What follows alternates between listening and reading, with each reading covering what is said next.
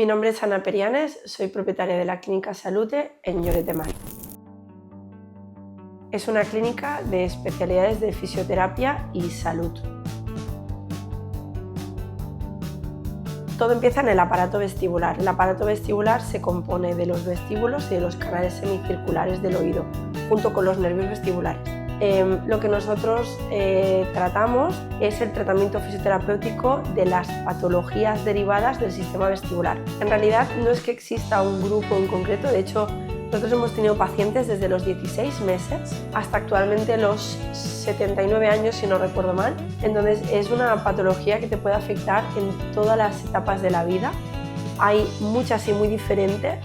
Sí que es verdad que igual a nivel usuario se conocen unas pocas, pero hay de todos los calibres. Nosotros clasificamos las patologías en periféricas y centrales, aunque hay algunas patologías que son a la vez periféricas y centrales, como pues eso, la migraña o un Menier o enfermedades de ese calibre que son realmente graves.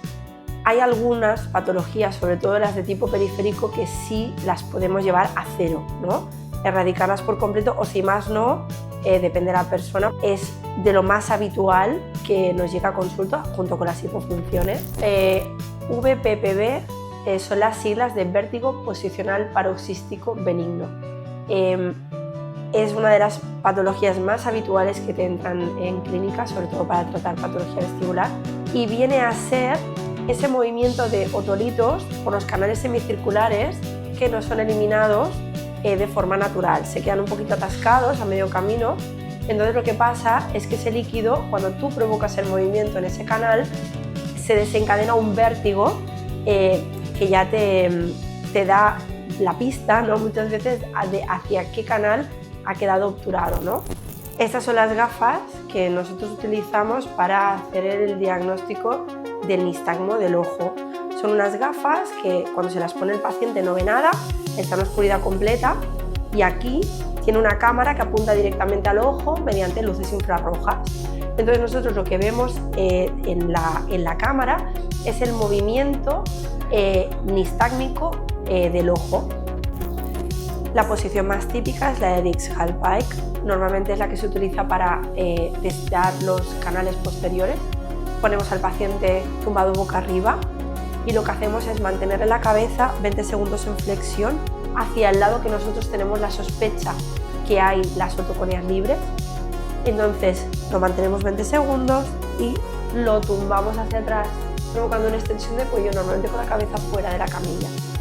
Hay gente que pone un cojincito, lo puedes hacer también por fuera de la camilla. Ahí esperando. En ese momento, si el paciente tiene un VPPB, se dispara el nistagmo, normalmente de tipo vertical, ¿vale?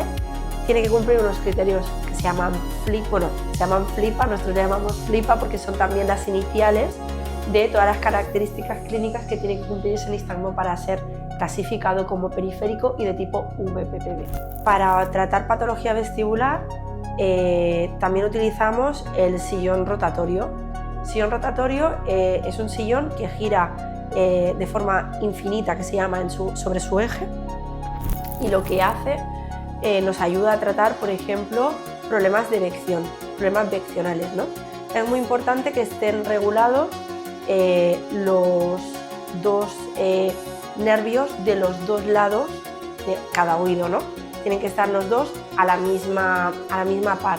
Para que estén a la misma par, tú lo que haces es, mediante el sillón rotatorio, o subir o bajar el nervio. Pues la verdad que estoy muy contenta de haber podido, ¿no?, estudiar el máster de fisioterapia vestibular y terapia del equilibrio, porque creo que estamos pudiendo ayudar a mucha gente que está muy perdida, ¿no?, en cuanto a su diagnóstico, a su tratamiento, que realmente han perdido calidad de vida siendo personas jóvenes. Piensa que nosotros tenemos pacientes de todas las edades, pero realmente llama la atención porque muchos jóvenes han venido en muy mal estado general y realmente han visto reducida su vida, tanto a nivel de que han dejado de conducir, por ejemplo, o han dejado de ir solos por la calle si no es acompañados de alguien porque tienen la sensación de que van a caer. Entonces, solo por el hecho de haber mejorado la calidad de vida de estos pacientes, todo vale la pena, ¿no?